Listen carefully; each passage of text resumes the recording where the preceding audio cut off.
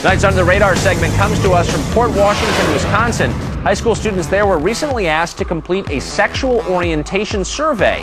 The survey included questions such as, quote, if you have never slept with someone of your same gender, how do you know you wouldn't prefer it? And what do you think caused your heterosexuality? Well, parents there are mad and they're asking, is this an appropriate topic for the classroom? Why are teachers talking to their kids about sex? Here to help us answer that question from Air America Radio, Rachel Maddow. She joins us tonight from New York City. Rachel, welcome. Hi, Tucker. You do not look a day over 45. Happy birthday. I've said it before. I'll say it again. Thank you, Botox.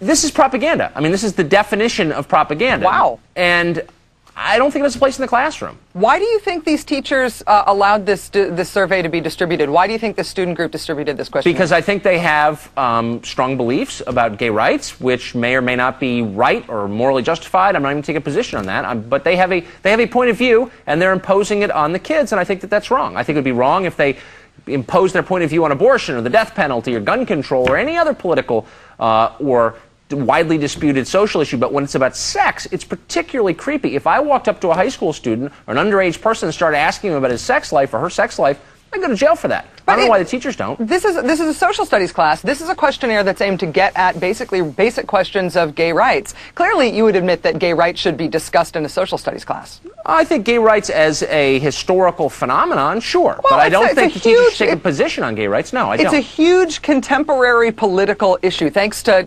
Karl Rove and Ken Mellman and people like you getting all fire and brimstone about it. Gay rights is a huge contemporary political and social Actually, phenomenon. I don't think I've ever gotten fire and brimstone with gay rights. I'm not even against gay rights. I am totally, and I don't do a lot of gay issues on this show, and I don't beat up on gay people on this show, but I do beat up on gay activists who impose their agenda on children, and that's what's happening here. This is not gay activists imposing an agenda on anybody, and neither was the Easter egg roll with gay people showing up to participate in that either. And you definitely got fire and brimstone about that. But that's not this issue. Let's get back to this. Yes, have you read the questions on the questionnaire? I have read the questions on the questionnaire, and I have taken questionnaires like this in the past. These things have been around for a very long time. I know, I've seen them too, and I was offended then, I'm offended now. Have you ever slept with someone of your same gender? How do you know you wouldn't prefer it?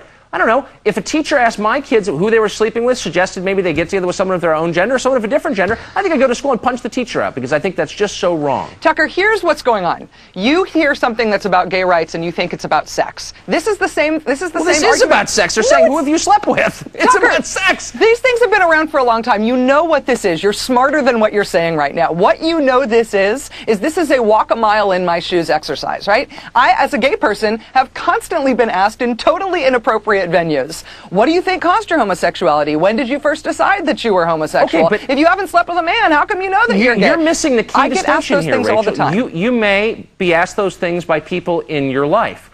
If you were asked those things by your social studies teacher, I would be the first to jump up and say, hey, Mr. Social Studies teacher, knock it off. It's not your place to ask Rachel Maddow about who she sleeps with, okay? No. Because that's the difference. This is a teacher doing this, a teacher pushing his or her agenda on little kids. Knock it off. On little kids. This is a high school class. They're underage. They can't vote. They can't drink. Most of them can't drive. Yeah, they're kids. Tucker, this is not a questionnaire that's aimed at getting literally at people's sex lives. This is a questionnaire that's designed to make people realize the kinds of situations that gay people are put into. This is an empathy exercise, basically, and it gets right at, without taking a position on it, it gets right at the brass tacks of what the argument is for gay rights. But it's pushing, exactly. It's making the argument for gay rights. It's not making the argument for it. It's you designed just said it was. Woo, slippery tonight. Listen to me, Tucker. It's not about trying to make the argument for gay rights. It's about trying to understand the argument for gay rights. The argument for gay rights at basis is, I, as a gay person, know that I'm different. I know I'm not in the majority. I know that I'm in a minority, but I believe the way that I'm different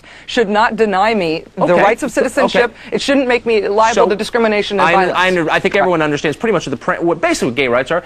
Are they going to make the case for against gay rights? Because there is such a case. Sure. But they're not making it in the class because they are pushing gay rights. They're pushing a political agenda on these kids. Tucker, no, they're not. Just by talking about what the argument is for gay rights doesn't mean that they're taking it. They're saying said it's an empathy exercise. Yes, it is. Imagine that you are in this minority. How does that make you feel about the argument that people in this minority still have citizenship rights? It's an editorial, in other words. It's not an editorial. You agree with.